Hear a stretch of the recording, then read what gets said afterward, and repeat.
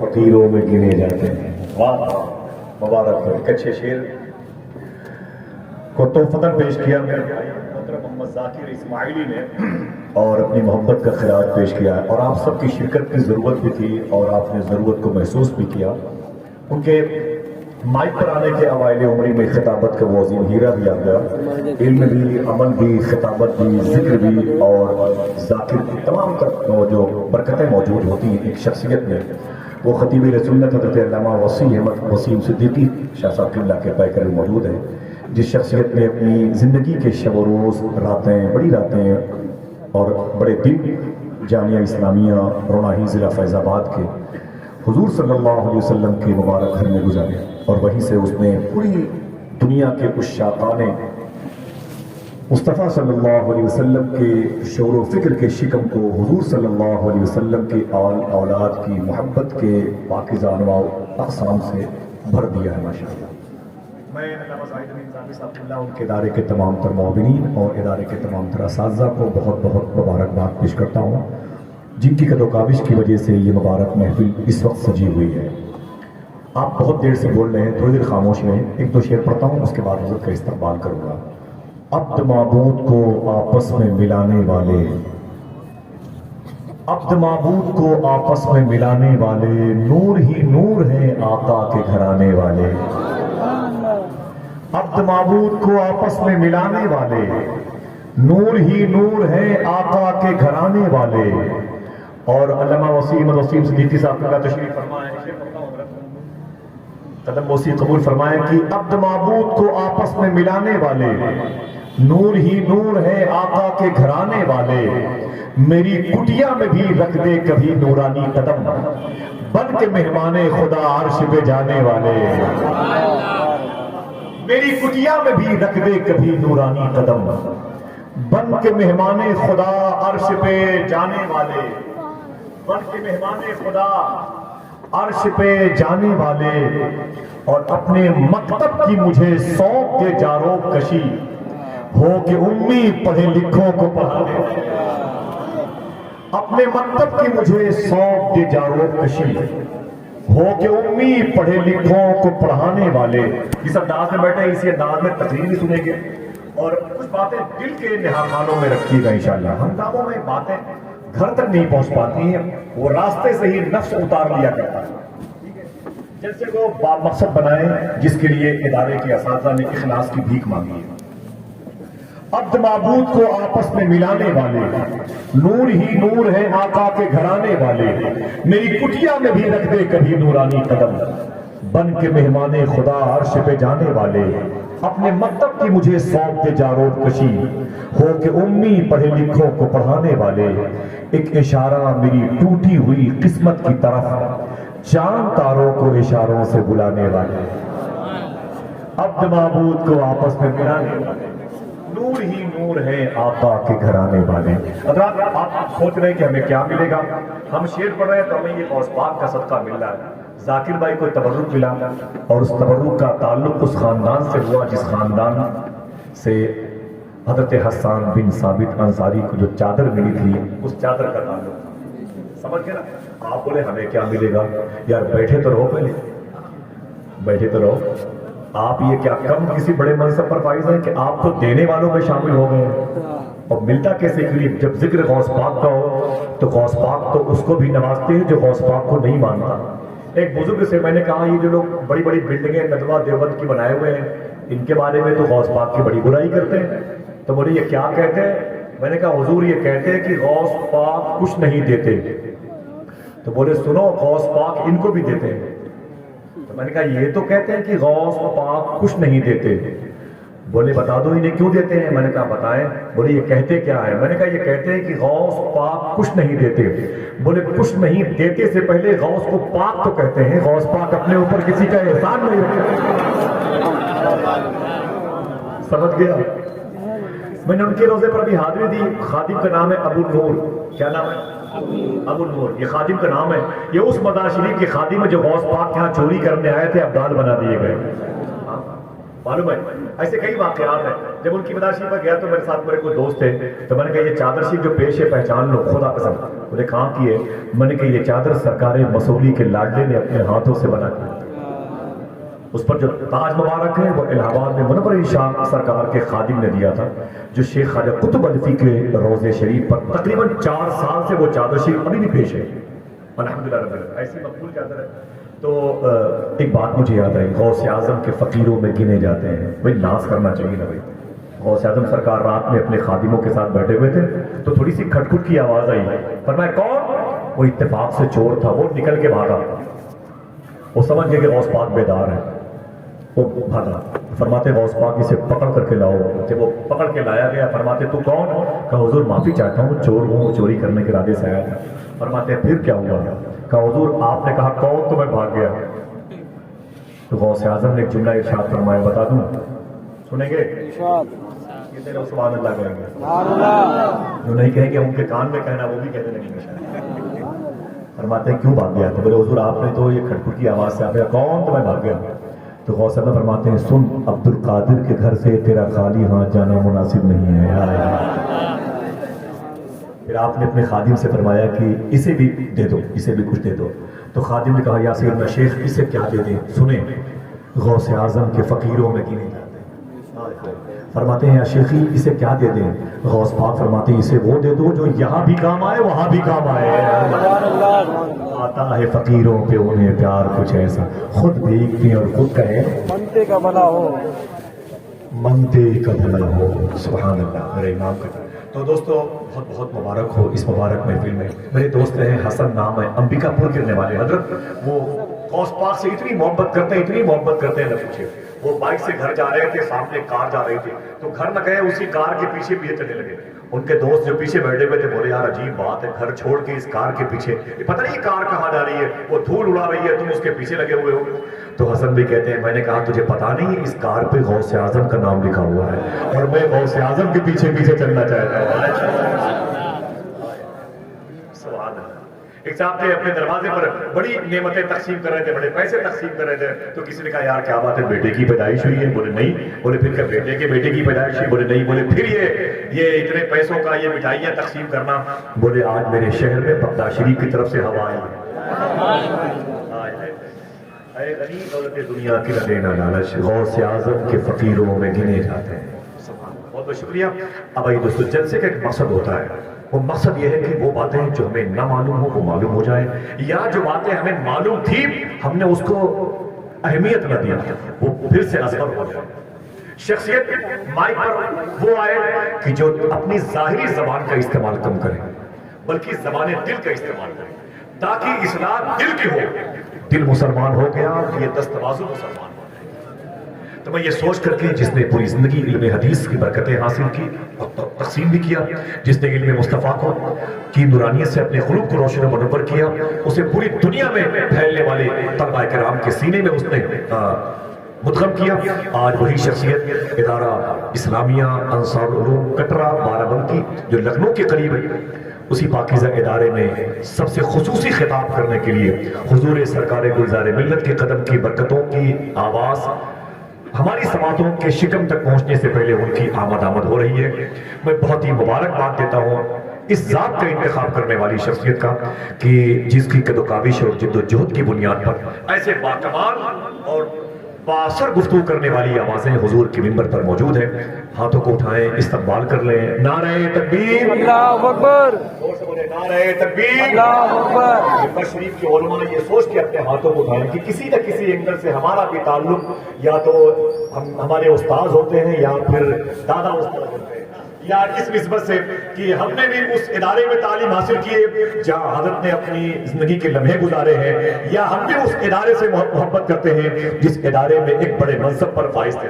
سب کی ذمہ داری بنتی ہے نعرہ تکبیر، نعرہ رسالت، یا رسول اللہ، نعرہ رسالت، یا رسول اللہ، جشن رحمت للعالمین، فیضان سرکار غوث العظم، عظمت غریب نواز، مسلک اعلی حضرت، عظمت حضور تاج الشریعہ، آمد حضور سرکار گلزار ملت، علماء اہل سنت۔ زندہ باد۔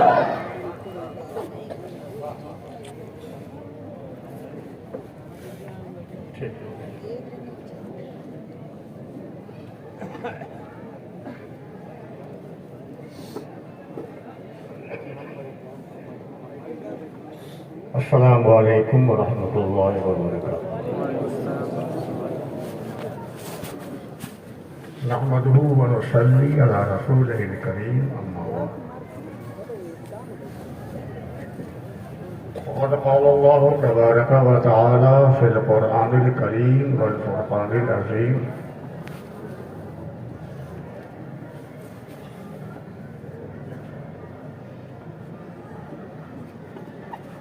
أعوذ بالله من الشيطان الرجيم. بسم الله الرحمن الرحيم. فاذكروني أذكركم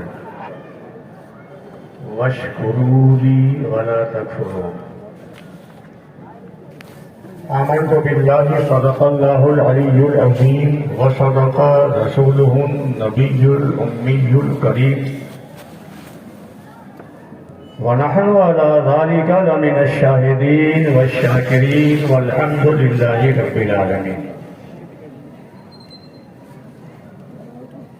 عقیدت، محبت، ادب اور احترام کے ساتھ درود شریف پیش کیجیے اور پڑھیے اللہم صلی علی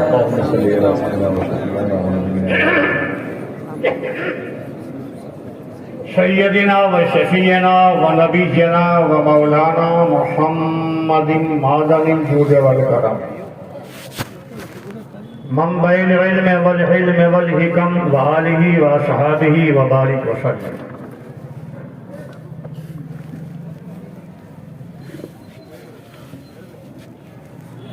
عزیز گرامی وقار،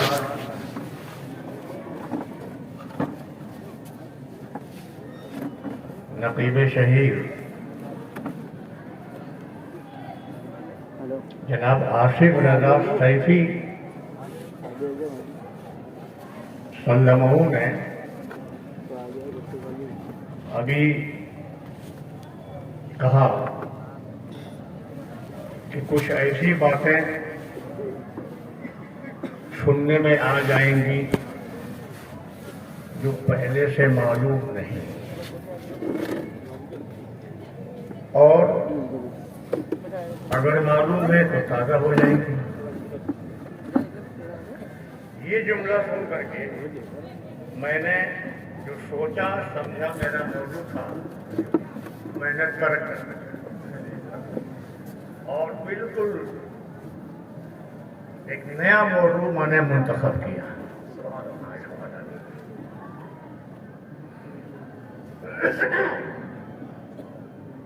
عوام تو سنیں گے ہی، یہ میری گفتگو انشاءاللہ العزیز نوجوان علماء کے لیے بالخصوص بہت مفید ثابت ہوگی.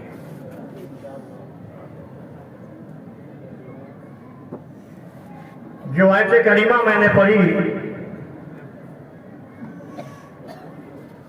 اس کا مطلب خیز ترجمہ سماعت کیجیے. اللہ پاک فرماتا ہے فاذکرونی، میرے بندو میرا ذکر کرو، اذکرکم میں تمہارا ذکر کروں گا، واشکروا لی میری نعمتوں کا شکر ادا کرو، ولا تکفرون میری نعمتوں کا انکار مت کرو. یہ سیدھا سادہ مطلب خیز ترجمہ. چار باتیں کہی گئی ہیں. فاذکرونی میرا ذکر کرو، میں اس پہ گفتگو نہیں کروں گا. دوسری بات کہی گئی ہے، اللہ نے فرمایا کہ اذکرکم میں تمہارا ذکر کروں گا، میں اس تعلق سے بھی گفتگو نہیں کروں گا. تیسری بات فرمائی گئی ہے، اللہ نے فرمایا ہے واشکروا لی میری نعمتوں کا شکر ادا کرو. میری گفتگو اسی کے تعلق سے ہوگی. چوتھی بات ولا تکفروا، نعمتوں کا انکار مت کرو، اس تعلق سے بھی گفتگو نہیں ہوگی.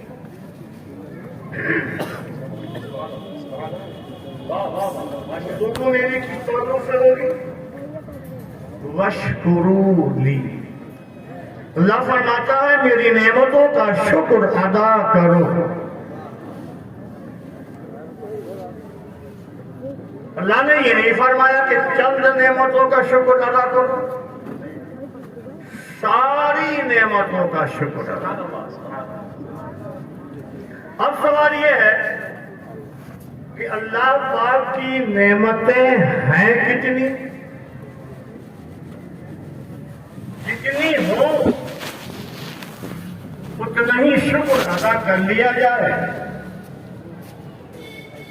اللہ کے حکم کی تعمیل ہو جائے. جب اللہ کے حکم کی تعمیل ہو جائے گی تو اللہ کے فضل سے، رسول اللہ کی شفاعت سے ہم جنت کے حقدار ہو جائیں گے.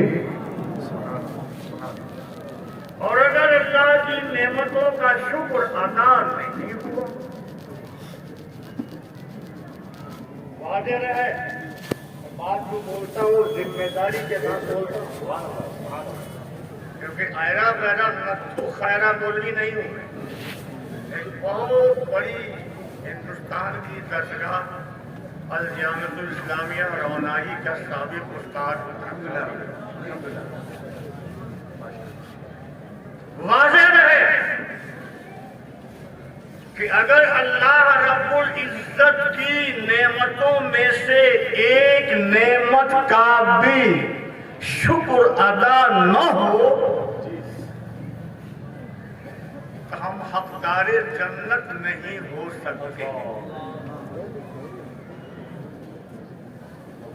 سوال پیدا ہوتا ہے کہ اللہ کی نعمتیں کتنی ہیں؟ تو اللہ پاک خود فرماتا ہے وَإِن تَعُدُّوا نِعْمَتَ اللَّهِ لَا تُحْصُوهَا. اگر تم اللہ کی نعمتوں کو شمار کرنا چاہو شمار کر نہیں سکتے، گن نہیں سکتے. لا تعداد، بے شمار ان گنت نعمتیں.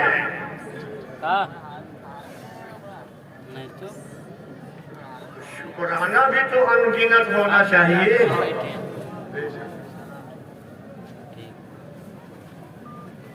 اور زندگی آپ کی محدود، بہت پہلے بالغ ہوتے ہیں 12 سال کی عمر میں، اور بہت دیر میں بالغ ہوتے ہیں تو 15 سال کی عمر میں.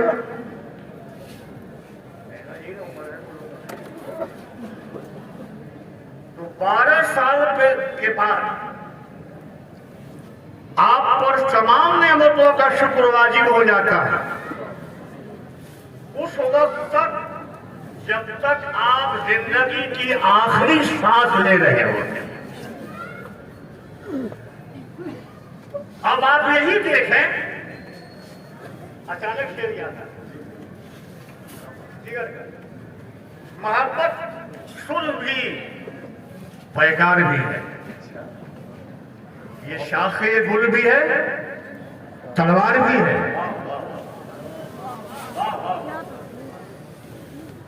میرا مقصود اس سے نفس پر ہے مدار زندگانی.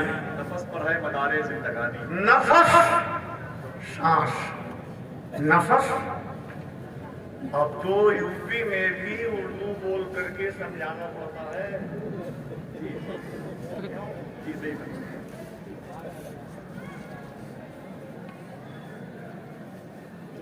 اردو کی جو گھر ہے یوپی، یہاں پلی بڑی جوان ہوئی، وہیں دفن بھی ہو گئی. دفن کس نے کیا؟ हमने अपने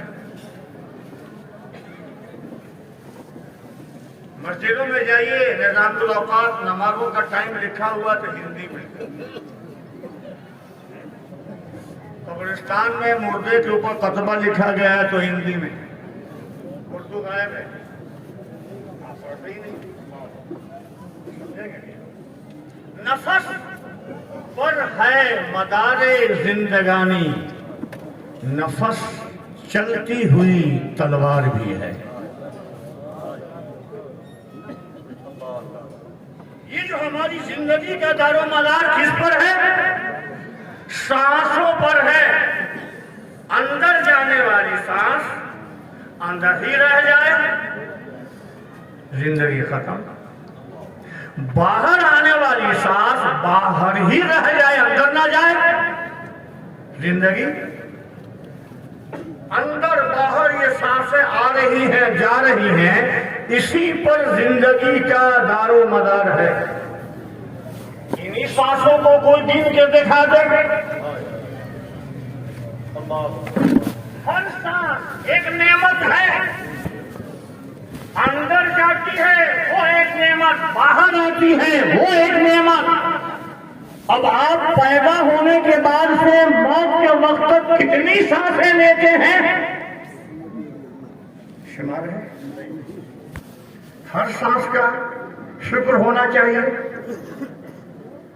सिर्फ सांस ही का शुक्र अदा करना चाहें, आप कर पाएंगे?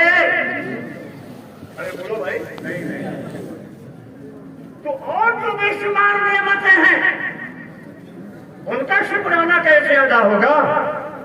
और जब तक तमाम नेमतों का शुक्राना अदा नहीं हो जाएगा, आप जन्नत के हकदार नहीं हो सकते।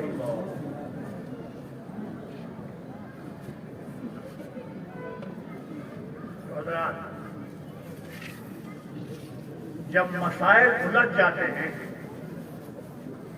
मामलात पेचीदा हो जाते हैं और उलमा के बस की बात नहीं रह जाते,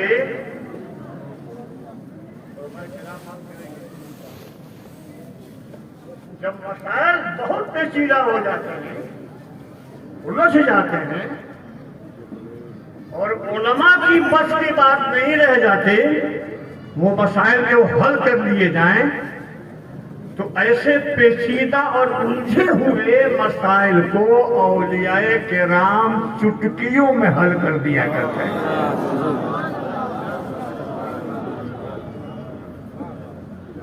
अब ये देखिए, मसला उलझ गया है। अल्लाह की हर नेमत का शुक्र वाजिब है, और एक वाजिब का तारिक भी अल्लाह की आखिरी नेमत जन्नत का हकदार नहीं हो सकता।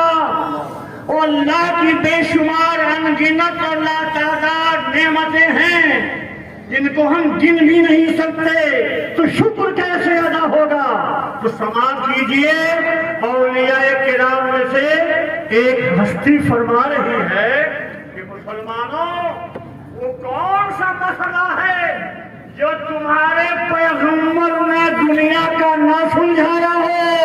हर सवाल का जवाब पैगंबर है, हर उभरता हुआ सवाल उसका जवाब पैगंबर की सीरत में है, उनकी सुन्नत में है। और ये फरमाते हैं कि बेशुमार नेमतें जो बंदों को मिलती हैं वो 5 हालतों में मिलती हैं। इंसान की जिंदगी की हालतें कौन सी हैं? 5।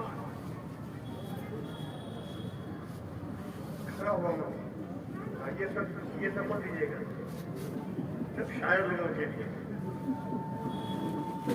नमस्कार को दीजिए, खूब इनको दिया नहीं, इतना उम्र से पढ़ा इनको तो आपने दिया नहीं, उससे अच्छा जिगर का शेर था। ये जिगर के शेर जी नवाजिश करम करना।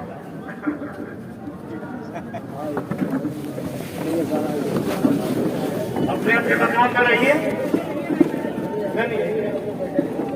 बहुत बहुत मुबारक हो। देखें, इदारा इस्लामिया अंसारुल उलूम की बहारें جانے انجمن کے انتظار میں تھی، مائک پر خطابت کے دنیا کا وہ عظیم الشان جوہر موجود، پورے مجمع کا دل جس کی گٹھی میں اسی پاکیزہ منبر شریف پر سرکار مسولی شریف کے شہزادے یہ آمد ہو رہی ہے۔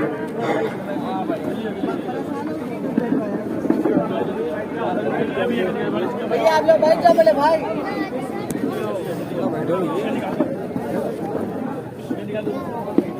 بیٹھ جائیے آپ لوگ اپنی کرسیوں پہ بیٹھ جائیے۔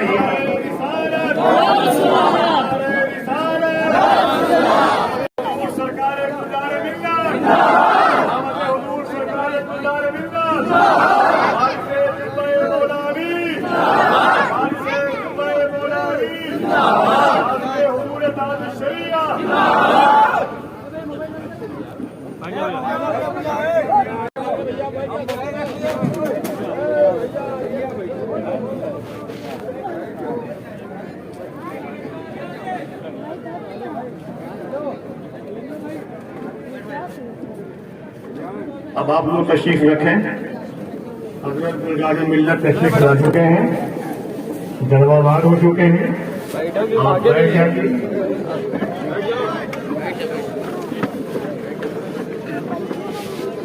ابھی کوئی مسافہ نہ کرے، اپنی اپنی جگہوں پہ بیٹھیے آپ لوگ، آپ کو بھرپور موقع دیا جائے گا مسافہ کا، دست گوشی کا موقع دیا جائے گا۔ ابھی کوئی نہیں، ابھی اپنے سر کی آنکھوں سے آپ شہزادے رسول کی زیارت کیجیے، بیٹھ جائیے، خاموش ہو جائیے۔ بیٹا بیٹھو، بیٹھ جاؤ۔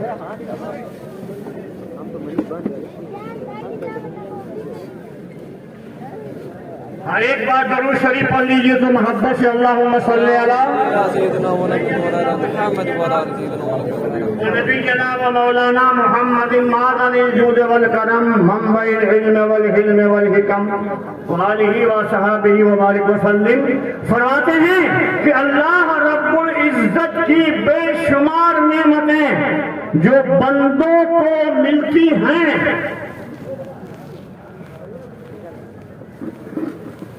بھائی آپ خلاف نہ کیجیے، اب آپ ہو جائیے، بیٹھ جائیے، یہاں رہیے اور اسٹیٹمنٹ بھی بتائیے۔ بے شمار نعمتیں جو بندوں کو ملتی ہیں، اس کی حالتیں 5 ہوتی ہیں۔ آدمی جیتا ہے، زندگی گزارتا ہے، یا تو کھڑے ہونے کی حالت میں، یا بیٹھنے کی حالت میں، یا لیٹنے کی حالت میں، یا سونے کی حالت میں، یا جاگنے کی حالت میں۔ یہی 5 حالتیں۔ سو رہا ہے بندہ، اللہ کی نعمتیں پا رہا ہے۔ جاگ رہا ہے بندہ، اللہ کی نعمتیں پا رہا ہے۔ بیٹھا ہے بندہ، اللہ کی نعمتیں پا رہا ہے۔ لیٹا ہے بندہ، اللہ کی نعمتیں پا رہا ہے۔ کھڑا ہے بندہ، اللہ کی نعمتیں پا رہا ہے۔ ساری نعمتیں جو بندے کو ملتی ہیں وہ انہی 5 حالتوں میں ملتی ہے۔ وہ اللہ کا مقدس بندہ کہتا ہے کہ سنو، ساری بے شمار نعمتیں محدود ہو گئی ان 5 حالتوں میں۔ اگر یہ بندہ چاہتا ہے کہ اپنے رب کی تمام نعمتوں کا شکر ادا کر لے تو اسے چاہیے کہ اپنے رب کی بارگاہ میں 5 جگانہ سجدے ادا کر لیا کرے۔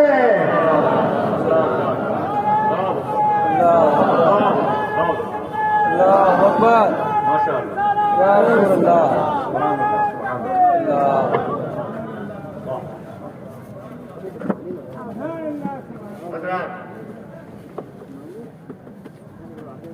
یہ نعمتیں جو ہم کو ملتی ہیں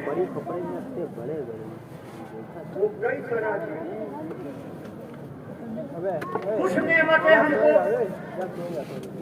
آنکھ کے ذریعے ملتی ہیں، یہ رنگ، یہ نور، یہ دکھ رہا ہے نا، یہ مقدس چہرہ، یہ نورانی چہرہ آپ دیکھ رہے ہیں، یہ اللہ کی نعمت ہے کہ نہیں؟ ارے بولو نا، سید زادے کا چہرہ دیکھ رہے ہو، غوث اعظم کی اولاد کا چہرہ دیکھ رہے ہو، رسول اعظم کی خون کا چہرہ دیکھ رہے ہو، یہ آپ کے لیے نعمت ہے کہ نہیں ہے نا نعمت؟ تو یہ نعمت آپ کو حاصل ہوئی کیوں؟ نابینا ہوتے تو آپ دیکھ پاتے، اندھے ہوتے تو آپ دیکھ پاتے نہیں۔ اور اس شخص کے بدن سے جو خوشبو پھوٹ رہی ہے،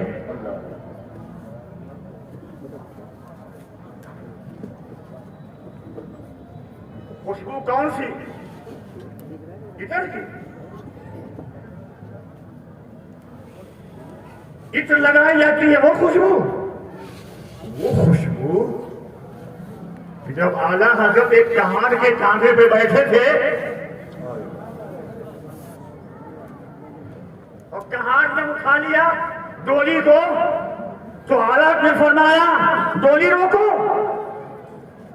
ڈولی روک دی گئی، اتر گئے، اور ایک کہاڑ کے قدموں پہ اعلیٰ حضرت نے اپنا امامہ شریف اتار کے رکھ دیا، ہاتھ باندھ کے کھڑے ہوئے، آلے رسول ہیں آپ معاف کر دیجئے، کل محشر کے میدان میں اپنے پیغمبر کو کیا جواب دوں گا؟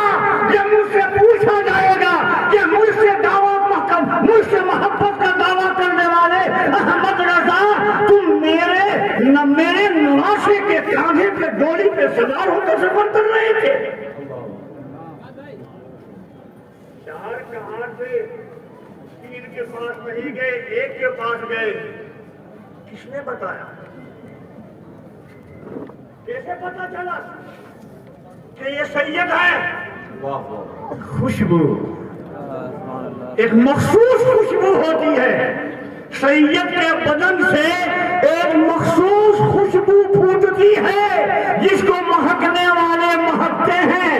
اعلیٰ حضرت نے فرمایا ہے کیا مہکتے ہیں مہکنے والے، بو پہ چلتے ہیں، بھٹکنے والے کیا مہکتے ہیں مہکنے والے، بو پہ چلتے ہیں بھٹکنے والے۔ تو رسول مہکتے تھے تو رسول کی اولاد بھی مہکتی ہے، ان کے بدن سے جو خوشبو نکل رہی ہے اس کو محسوس کرنے کے لیے، اس کو سونگھنے کے لیے احمد رضا کی نعت چاہیے۔ بے شک، سبحان اللہ۔ دوستو، گلاب کی خوشبو سے آپ محسوس ہوتے ہیں، گلاب کی خوشبو آپ کے مشام جان کو معطر کر دیتی ہے، فرحت محسوس کرتے ہیں، اللہ کی نعمت ہے۔ عمدہ سا عمدہ خطائیں آپ استعمال کرتے ہیں، آپ کی زبان میں وہ مخصوص چیز جو ذائقہ رکھا گیا ہے وہ نہ ہوتا تو مزہ آتا کچھ بھی کھانے میں۔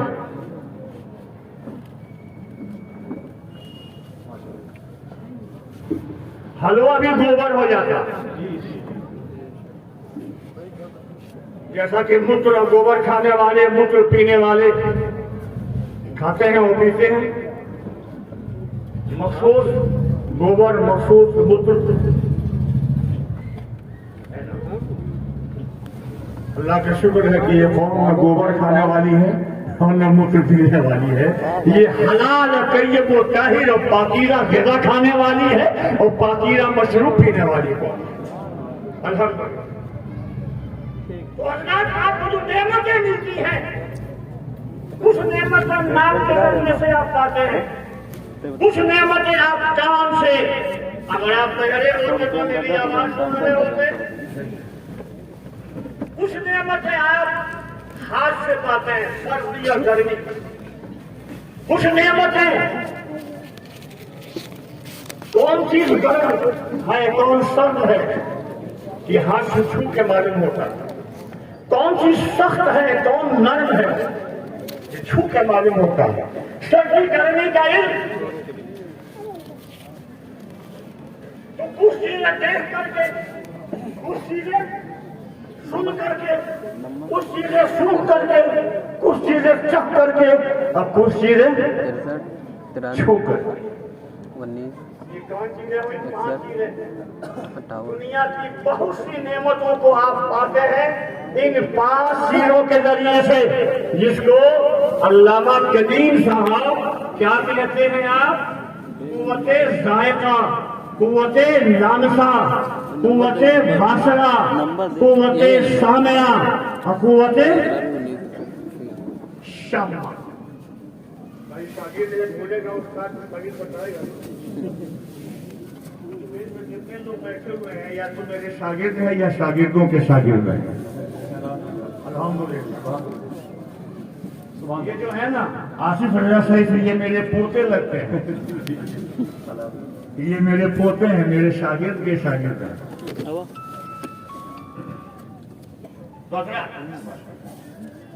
آپ کا اللہ کی نعمتیں پاتے ہیں 5 ذریعے سے، قوت شامہ کے ذریعے، قوت سامعہ کے ذریعے، قوت باسرہ کے ذریعے، قوت ذائقہ کے ذریعے اور قوت سامعہ کے ذریعے۔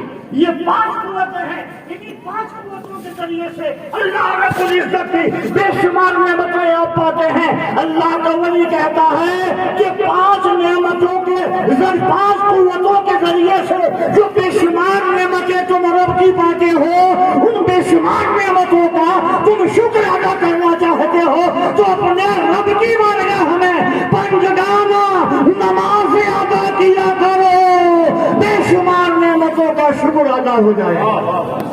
ادھر بدلیے، ادھر بتتے رہیں۔ پیدا ہونے کے بعد آدمی کی سب سے پہلی ضرورت کیا ہوتی ہے؟ اس میں صحابہ ہوں گے، میسج مطلب بھائی میسج بچے آپ سے بھائی مانگتا ہے۔ سب سے پہلی ضرورت کیسا؟ چاہے وہ کیلا دودھ کی شکل میں ہو، چاہے روٹی چاول دال کی شکل میں ہو، پہلی ضرورت انسان کی غذا۔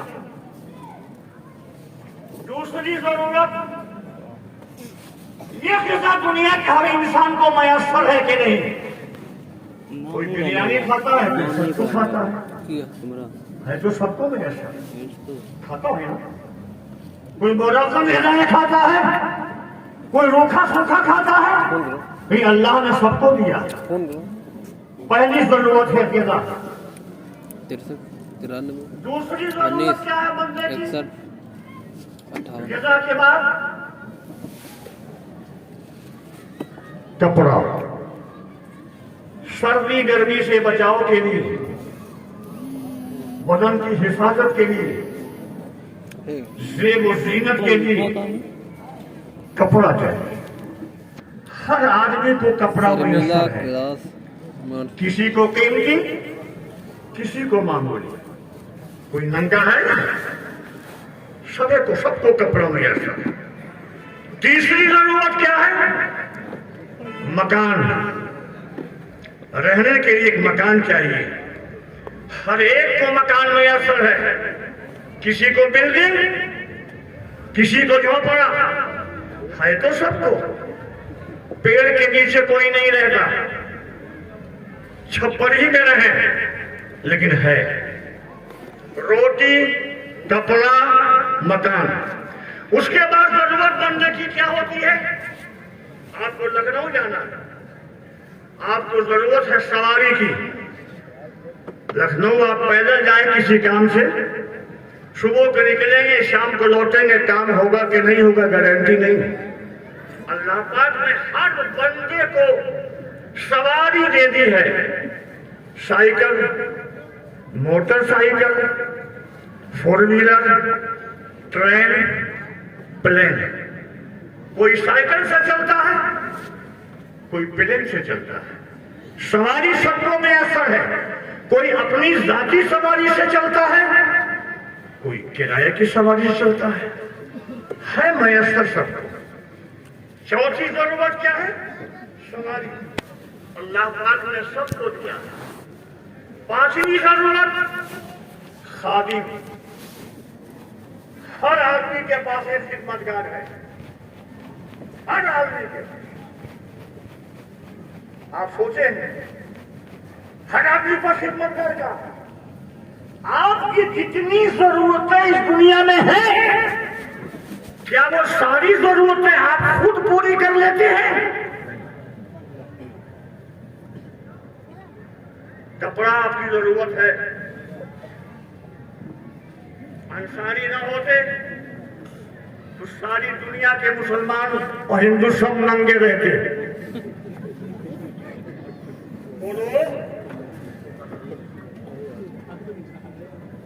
انصاری نہ ہوتے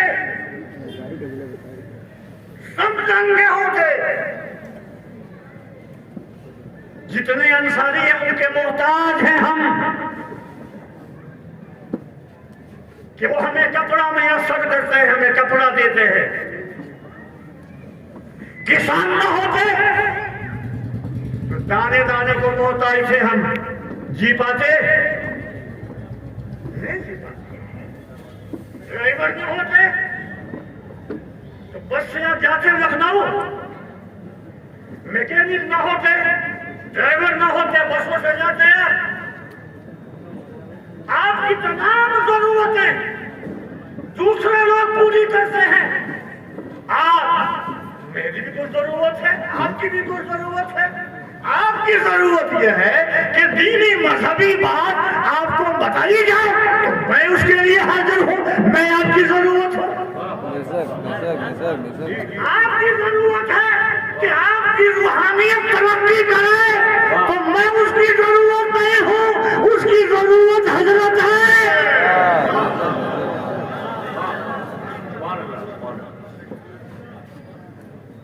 مسئلہ پوچھنا ہے مجھ سے پوچھا, روحانی ترقی کرنا ہے حضرت کی بارگاہ میں. تو یہ سب ہماری ضرورت آپ پوری کرتے ہیں, آپ کی ضرورتیں ہم پوری کرتے ہیں. تو جو جس کی ضرورت پوری کرتا ہے اس کا خادم ہوتا ہے. میں آپ کی ضرورت پوری کر رہا ہوں, میں آپ کا خادم ہوں. آپ میری ضرورت پوری کر رہے ہیں, آپ میرے خادم ہیں. حاجی علاؤدین صاحب آیا کے گھر گئے, چلیے نام ان کہا گیا تو انہیں کو میں مثال میں پیش کروں. ایک بار میں ان کا مہمان ہوا. مہمان کی ضیافت سب سے پہلے ہمارے یہاں ہے بسکٹ, چائے. بسکٹ پیش کر دیے, گھر میں موجود تھا. چائے بن گئی کہ مہمان تو میں حاجی علاؤدین کا تھا. چائے حاجی علاؤدین نے بنائی,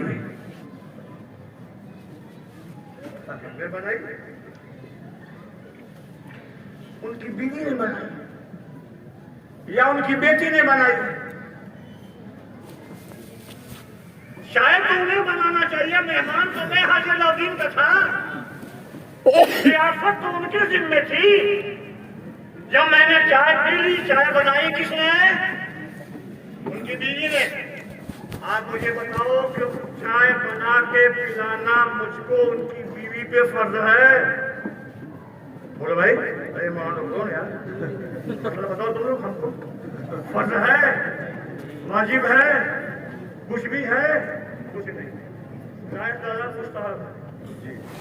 یہی نا, ہم مستحب کام ہو رہے کرو تو ثواب ہوا تو کوئی بات نہیں. تنخواہ دو مہمان کو جاؤ بھائی. ان کی ذمہ داری نہیں, مہمان میں تھا حاجی علاؤدین کا, ذمہ داری میں ان کی تھا. چائے وہ بناتے لیکن انہوں نے چائے نہیں بنائی, چائے ان کی بیوی نے بنائی. خدمت کر رہی ہے کہ نہیں ان کی؟ میری کر رہی ہے نہیں, ان کی کر رہی ہے. روٹی پکا کے دیتی ہے کہ نہیں ان کو؟ بولو بھائی, ذمہ داری ہے کیا؟ آپ لوگوں کی بیویاں آپ کو روٹی پکا کر دیتی ہیں نا؟ ارے بولو نا یار، یہ ذمہ داری روٹی پکا دینا آپ کو؟ مجھ سے کہیں بتاؤ نا.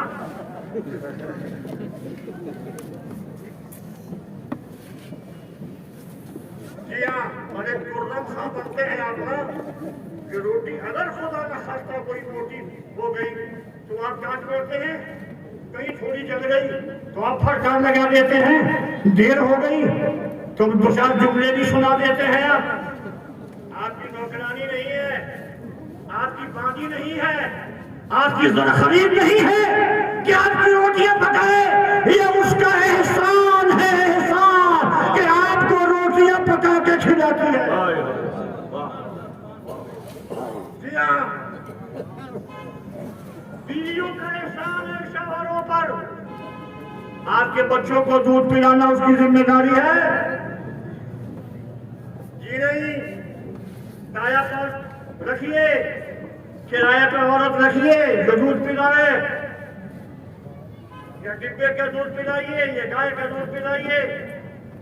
آپ کی بیوی کی ذمہ داری نہیں ہے کہ آپ کے پیدا ہونے والے بچے کو دودھ پلائے. کیوں نہیں؟ یہ سب میں انہی لوگوں سے ڈرا رہا ہوں، اس لیے میں تو چلا جاؤں گا جب آپ ان چیزوں دیکھنے جاؤں گا.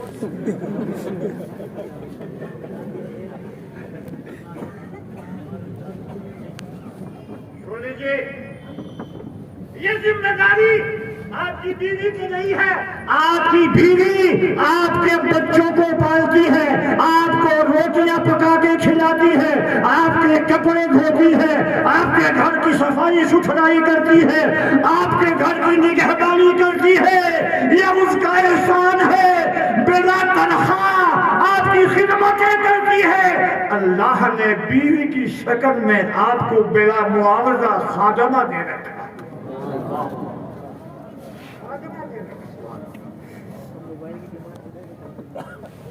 جب میں نے چائے پی لی تو حاجی لودین صاحب کو معلوم تھا کہ وسیع عمل وسیم شدیدی پان کھاتا ہے.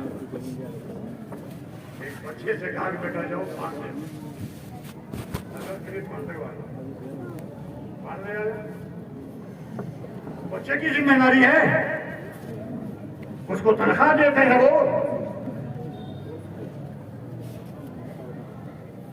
بچے کو کھلانا، پہنانا، پڑھانا، لکھانا، صحت اور عافیت کی خبرداری نہ کرنا، علاج کرنا، دیکھ-بھال کرنا، یہ آپ کی ذمہ داری ہے. بچے کی یہ ذمہ داری ہے ہی نہیں کہ آپ کا کوئی کام کرے. جی نہیں، لیکن آپ کہتے ہیں جاؤ بیٹا، بیٹا دودھ لے آؤ، چائے بنانی ہے، جاؤ بیٹا جب پان لگا لے آؤ تو دروازہ ہو تو حضرت کو پان کھلانا ہے. جاؤ بیٹا جب سگریٹ لے آؤ تو ایک پیکٹ، ہمارے مہمان آ رہے ہیں ان کو دینا ہے. یہ بچے کی شکل میں اللہ رب العزت نے آپ کو بلا معاوضہ خادم دے رکھا.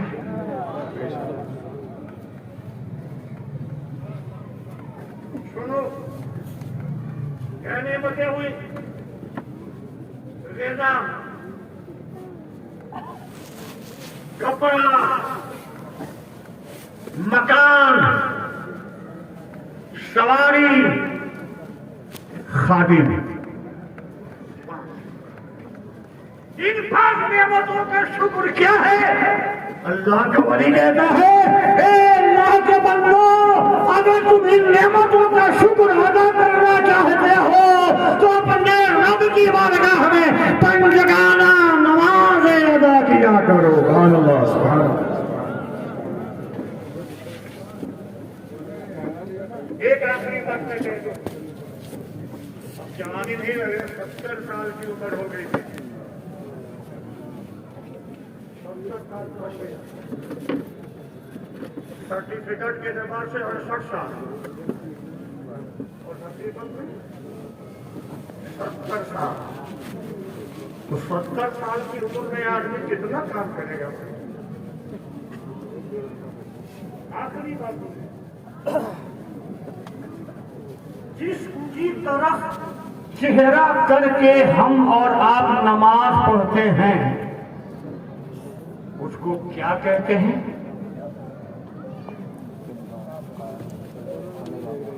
بولیے بولیے بھائی، کیا کہتے ہیں اسے؟ قبلہ. قبلہ ہے، قبلہ کی جانب رخ کر کے نماز پڑھی جاتی ہے. اب آئیے، قبلہ کتنے ہیں؟ کل کتنے قبلہ ہیں؟ توجہ دیجیے گا، نوجوان علماء سنیں. جس کی جانب رخ کر کے نماز پڑھی جائے اسے قبلہ کہا جاتا ہے. اور کل قبلہ کتنے ہیں؟ 5. کتنے قبلہ ہیں؟ 5. یہ حقیقی قبلہ اور ایک قبلہ مجازی بھی ہوتا ہے. جیسے حضرت بولو بھائی، گلزار ملت قبلہ بولتے ہیں نا. مولانا زاہد علی صاحب قبلہ، مفتی کلیم صاحب قبلہ بولتے ہیں نا. والی صاحب قبلہ. ان کی طرف رخ کر کے نماز پڑھیں گے. یہ جو قبلہ ہوتے ہیں، استاد قبلہ، عالم قبلہ، باپ قبلہ، پیر قبلہ، یہ جو قبلہ ہوتے ہیں یہ احتراماً مجازی قبلہ ہوتے ہیں. حقیقی قبلہ جو ہوتا ہے وہ 5 ہے. 5. پہلا قبلہ کعبہ شریف، مسلمانوں کا قبلہ کعبہ شریف.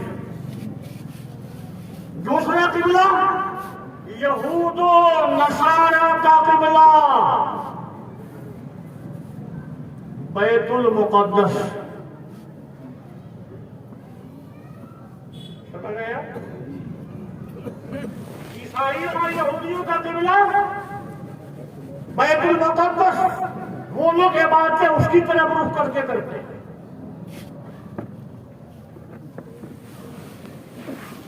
فرشتوں کا قبلہ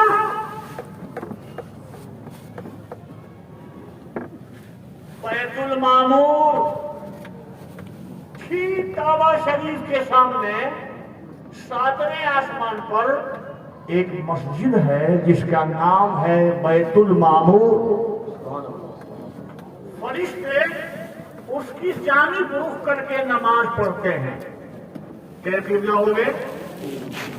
بولو بھائی. چوتھا قبلہ وہ فرشتے جو ملائکہ مقربین کہلاتے ہیں، جو عرش الہی کو تھامے ہوئے ہیں، ان کا قبلہ کیا ہے؟ ان کا قبلہ عرش الہی. ان کا قبلہ عرش الہی. ایک نمازی اور بھی ہے.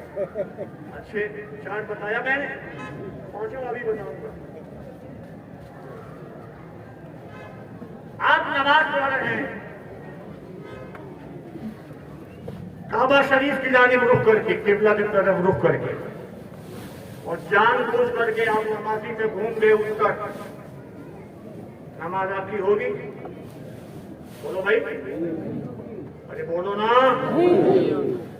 گھوم گئے دکھن، نماز ہوگی؟ گھوم گئے پورب، نماز ہوگی؟ نہیں. لیکن آپ ہی نکلے ایک سفر پر، ایک ایسے علاقے میں آپ نکلے کہ راستے میں جنگل و بیابان، صحرا اور میدان تھا. چل پڑے آپ. نہ کوئی آبادی، نہ کوئی انسان، نہ کوئی گاؤں، نہ شہر، نہ دیہات. نیلوں دور تک پتا نہیں، بادل چھایا ہوا ہے، گھنا اندھیرا ہے. ایسے وقت میں ظہر کی نماز کا وقت ہو گیا ہے. آپ نماز پڑھنا چاہتے ہیں، آپ کو पता ही नहीं चल रहा है कि पश्चिम किधर है, पूरब किधर है, उत्तर किधर है, दक्षिण किधर है। तो नमाज नहीं पढ़ेंगे आप, क्या पढ़ेंगे? पढ़ेंगे ना, किधर रुख करेंगे? शरीयत कहती है कि तुम अपने दिल से पूछो। अगर तुम्हारा दिल कहता है कि इधर है किबला, तो उसी के तरफ रुख करके नियत बांध लो, नमाज पढ़ो। बांध लिया आपने, पश्चिम तरफ रुख करके एक रकात पढ़ लिया आपने, दूसरी रकात के लिए खड़े हुए, तो आपका दिल कह रहा कि नहीं, इधर नहीं है किबला, इधर है, उत्तर के साइड में आप इधर है। शरीयत कहती है कि नमाज ही में उधर ही घूम जाओ, उधर ही घूम जाओ। घूम गए आप, 2 रकात पढ़ लिया आपने, तीसरी के लिए खड़े हुए आप, अब दिल कह रहा है कि नहीं, इधर नहीं है, इधर है किबला। शरीयत कहती है इधर ही घूम जाओ, इधर घूम गए, 3 रकात पूरी हो गई, चौथी के लिए आप खड़े हुए, तो दिल कह रहा है नहीं नहीं, इधर नहीं है, इधर है किबला। शरीयत कहती है कि इधर ही घूम जाओ। घूम गए, 4 पूरी हो गई, सलाम फेर दिया, नमाज हुई कि नहीं? हो गई, बोलो भाई, हो गई। काबा की जानिब तो आपने एक ही रकात पढ़ी है ना, और बाकी तमाम रकातें 3 रकातें काबा की तरफ आपका रुख रहा है, चेहरा रहा है नहीं ना, तो फिर कौन है आपका किबला? एक थोड़ी देर के लिए आपको अगर घूम जाते हैं नमाज में जानते बूझते इधर काबा है और ऊपर घूम गए, तो आपकी नमाज खत्म हो जाती है, फौरन फासिल हो जाती है, नमाज टूट जाती है, बेकार हो जाती है। यहाँ तो 3 रकातें ऐसी हैं जो काबा के बगैर पढ़ी गई है, फिर कौन, क्यों आपकी नमाज हो गई? कौन है आपका किबला? ऐसा नमाजी जिस नमाजी पर किबला मुश्तबा हो जाए कि पता ही न चले कि काबा किधर है, उसका किबला काबा नहीं रह जाता, उसका किबला काबा नहीं रह जाता। क्या हो जाता है? सुनो, मुसलमानों का किबला काबा, यहूद और नसारा का किबला बैतुल मुक़द्दस, फरिश्तों का किबला बैतुल मामूर, मकाने मलाइके मुकर्रबीन का किबला अर्श इलाही, और संत भटके हुए नमाजी का किबला ज़ात इलाही। ज़ात इलाही अल्लाह पाक फरमाता है कुरान में, फ़ैनमा तवल्लू फसम्मा वजहुल्लाह, तुम जिस जानिब पे रुख करोगे उधर ही अल्लाह के ज़ात है, उधर ही अल्लाह की ज़ात। 5 निकले हुए काबा, बैतुल मुक़द्दस, बैतुल मामूर, अर्श इलाही, ज़ात इलाही।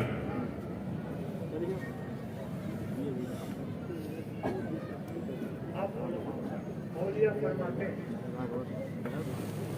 जो पंजराना नमाज पढ़ेगा,